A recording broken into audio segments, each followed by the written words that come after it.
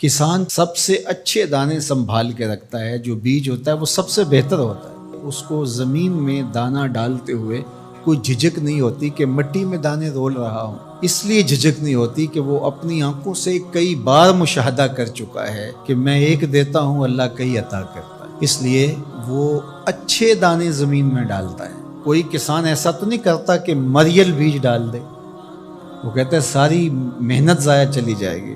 تو اسی طرح تم راہ خدا میں دو تو سب سے اچھا دو، یہ نہیں ہے کہ جو سب سے کمزور ہے وہ تم اللہ کی راہ میں دے۔ یہ ہم نے ایکسپورٹ کوالٹی نکال لی، باغ سے پھل توڑا، یہ ایکسپورٹ کوالٹی ہے، یہ دوستوں کے لیے تحائف تیار کر دی، یہ گھر والوں کے لیے، یہ ہم منڈی میں بھیج رہے ہیں، اور باقی جو آخر میں رہ گیا کمزور سڑا ہوا اس کا ڈھیر لگا دیا، یہ غربا کے لیے۔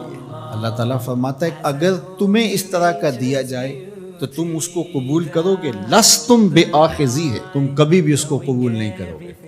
فرمایا اللہ بھی غنی ہے، اس کی راہ میں ردی کیوں دیتے ہو؟ اللہ کی راہ میں سب سے اچھا دو۔ یہ تو پکی بات ہے، جس نے اللہ کے گھر کی تعمیر کی، اللہ اس کے لیے جنت میں محل بناتا ہے۔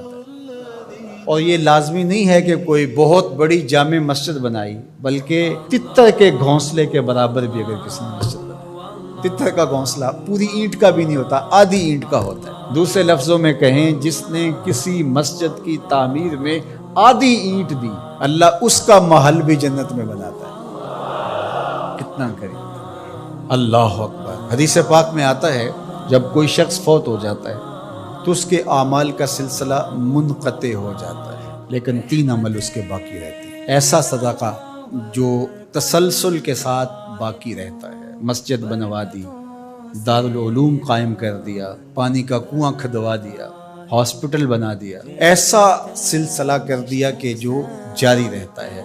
دوسرا، او علم ينتفع بہ، یا ایسا علم جس سے لوگوں کو نفع پہنچے، ادارہ قائم کیا، لوگوں نے وہاں حفظ قرآن کیا، دین کا علم سیکھا، لوگوں کو فائدہ پہنچا۔ جب تک علم آگے بڑھتا رہے گا، جس نے انتظام و انصرام کیا، اللہ اس کے نامہ اعمال کے اندر اجر داخل فرماتا رہے۔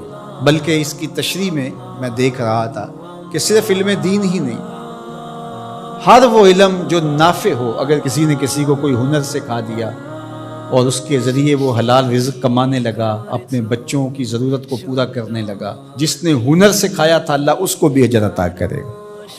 یہ جو بخل کرتے ہیں نا کہ کوئی ہنر سیکھنے آ جائے تو اس کو وہ 3 4 ماہ تک کاج کرنے پہ لگائے رکھتے ہیں۔ یہ ورک شاپوں میں جو کچھ ہوتا ہے، وہ استاد اسے فن دیتا ہی نہیں، چھپا کے رکھتا ہے، 8 سال 7 سال کھجل کرتا ہے اس کو۔ حالانکہ جو بچہ سکول نہیں جا سکا اور ورک شاپ میں کام سیکھنے آیا ہے، درزی کے پاس کام سیکھنے آیا ہے، اور دیگر کوئی فن سیکھنے آیا ہے، تو اس کا مطلب ہے کہ گھر میں غربت اتنی ہے کہ یہ بچہ پڑھنے نہیں جا سکا، مجبوریوں نے اسے کام پہ کھینچ کے بھیج دیا ہے۔ یار 3 ماہ لگا دیے اس کو صرف کاج سکھانے پہ، اور اس کو پانا دے کر کے صرف پہیہ کھولنے پر 3 ماہ ضائع کر دیے۔ آپ اس کو 6 ماہ میں کاریگر بنا کے بھیج دیں، وہ روزی کمانے لگے گا، عرش کا رب آپ پہ بڑی رحمت نازل فرمائے۔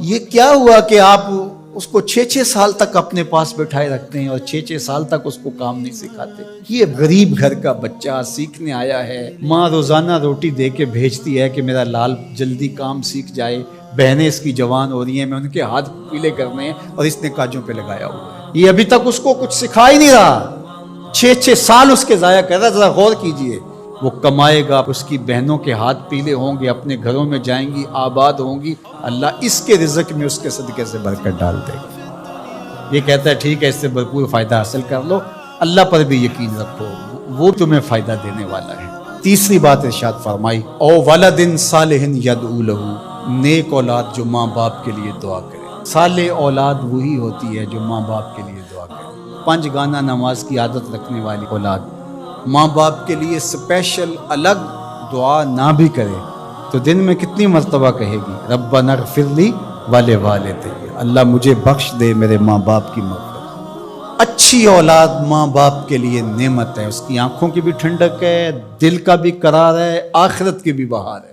اللہ جل شانہ ہمیں اپنی راہ میں صدقہ کرنے کی توفیق ارزانی